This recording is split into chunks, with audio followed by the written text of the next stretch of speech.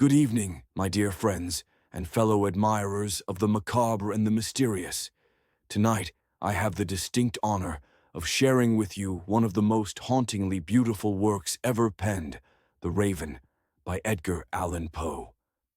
Ah, Poe, his words, like a chill breeze on a foggy night, cut straight to the soul.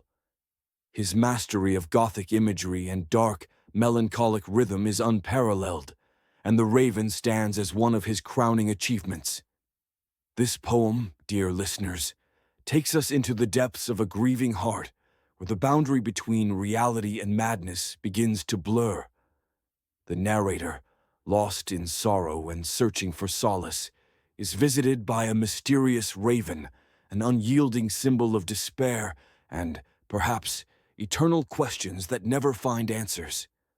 With its repetitive refrain of nevermore, Poe weaves a tale that is both tragic and hypnotic, drawing us into a world where love, loss, and longing are forever bound together in shadow.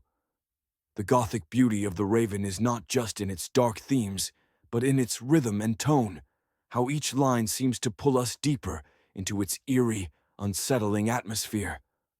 So, my friends, let us embark on this journey together into the haunting world of The Raven. I hope you will find, as I have, that its chilling verses echo long after the last word has been spoken.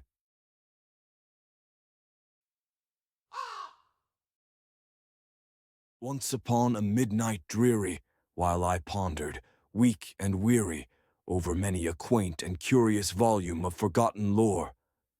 While I nodded, nearly napping, suddenly there came a tapping, as of someone gently rapping at my chamber door. "'Tis some visitor," I muttered, "tapping at my chamber door, only this and nothing more." Ah, distinctly I remember it was in the bleak December, and each separate dying ember wrought its ghost upon the floor. Eagerly I wished the morrow. Vainly I had sought to borrow from my books surcease of sorrow. Sorrow for the lost Lenore, for the rare and radiant maiden whom the angels name Lenore, nameless here forevermore. And the silken, sad, uncertain rustling of each purple curtain thrilled me, filled me with fantastic terrors never felt before, so that now, to still the beating of my heart, I stood repeating, "'Tis some visitor entreating entrance at my chamber door, some late visitor entreating entrance at my chamber door. This it is, and nothing more." Presently my soul grew stronger, hesitating then no longer. "Sir," said I, "or madame, truly your forgiveness I implore. But the fact is I was napping, and so gently you came rapping, and so faintly you came tapping at my chamber door, that I scarce was sure I heard you. Here I opened wide the door, darkness there and nothing more. Deep into that darkness peering, long I stood there wondering, fearing, doubting, dreaming dreams no mortal ever dared to dream before. But the silence was unbroken, and the stillness gave no token, and the only word there spoken was the whispered word, Lenore. This I whispered, and an echo murmured back the word, Lenore, merely this and nothing more. Back into the chamber turning, all my soul within me burning. Soon again I heard a tapping somewhat louder than before. "Surely," said I, "surely that is something at my window lattice. Let me see then what the rat is, and this mystery explore. Let my heart be still a moment, and this mystery explore. 'Tis the wind, and nothing more. Open here I flung the shutter, when, with many a flirt and flutter, in there stepped a stately raven of the saintly days of yore. Not the least obeisance made he, not a minute stopped or stayed he, but with mien of lord or lady, perched above my chamber door, perched upon a bust of Pallas just above my chamber door, perched and sat, and nothing more. Then this ebony bird beguiling my sad fancy into smiling, by the grave and stern decorum of the countenance it wore.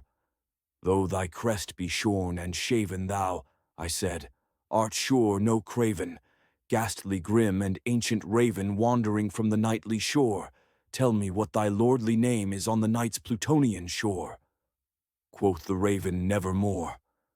Much I marveled this ungainly fowl to hear discourse so plainly, though its answer little meaning, little relevancy bore.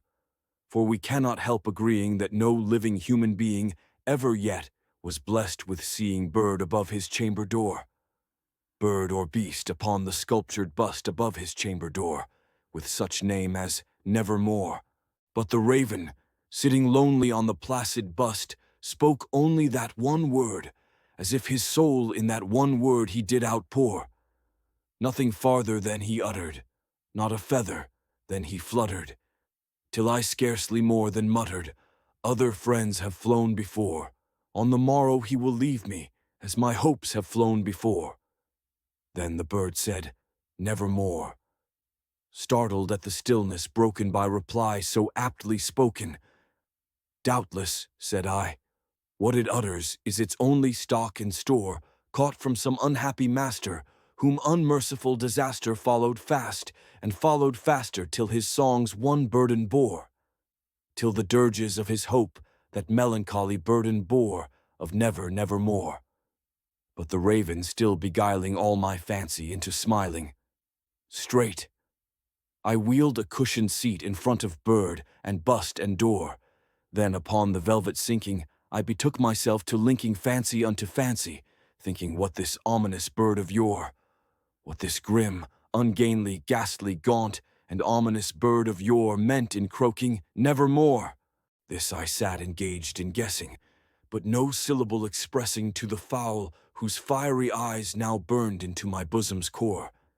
This and more I sat divining, with my head at ease reclining on the cushion's velvet lining that the lamplight gloated o'er, but whose velvet violet lining with the lamplight gloating o'er. She shall press, ah, nevermore. Then, methought, the air grew denser, perfumed from an unseen censer, swung by seraphim whose footfalls tinkled on the tufted floor. Wretch, I cried, thy God hath lent thee, by these angels he hath sent thee respite, and nepenthe from thy memories of Lenore. Quaff, oh quaff this kind nepenthe, and forget this lost Lenore. Quoth the raven, nevermore. Prophet, said I, thing of evil, prophet still if bird or devil, whether tempter sent, or whether tempest tossed thee here ashore, desolate yet all undaunted, on this desert land enchanted, on this home by horror haunted, tell me truly, I implore. Is there balm in Gilead? Tell me, I implore, quoth the raven, nevermore. Prophet, said I, thing of evil, prophet still if bird or devil, by that heaven that bends above us, by that God we both adore, tell this soul with sorrow laden, if, within the distant Aidenn, it shall clasp a sainted maiden whom the angels name Lenore.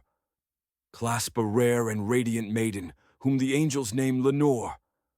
Quoth the raven, nevermore.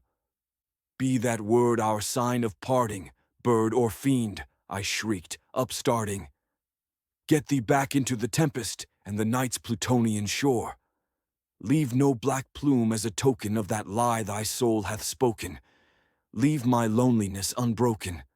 Quit the bust above my door. Take thy beak from out my heart, and take thy form from off my door. Quoth the raven, nevermore. And the raven, never flitting, still is sitting on the pallid bust of Pallas, just above my chamber door.